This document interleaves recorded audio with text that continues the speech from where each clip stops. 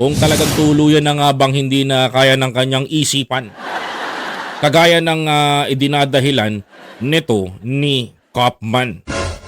Ito ang pag-uusapan natin ngayon mga kababayan ko. Panoorin nyo muna ang video na ito mga kapatid. Kasunod ng kaliwat kanang apela ng kampo ni FPRRD na hindi ito fit to stand trial sa ICC, ipinag-utos na ng pre-trial chamber ang medical examination sa dating Pangulo. Ayun!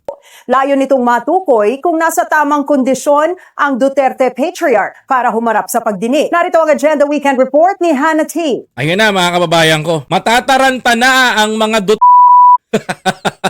sapagkat mga kababayan, kapag itong nalaman ng International Criminal Court na itong si ay nagbupangan para makalusot at makatakas sa kanyang mga kinakaharap na kaso, abay mga kababayan ko, isa ho itong malaking sampal sa pamilyang mga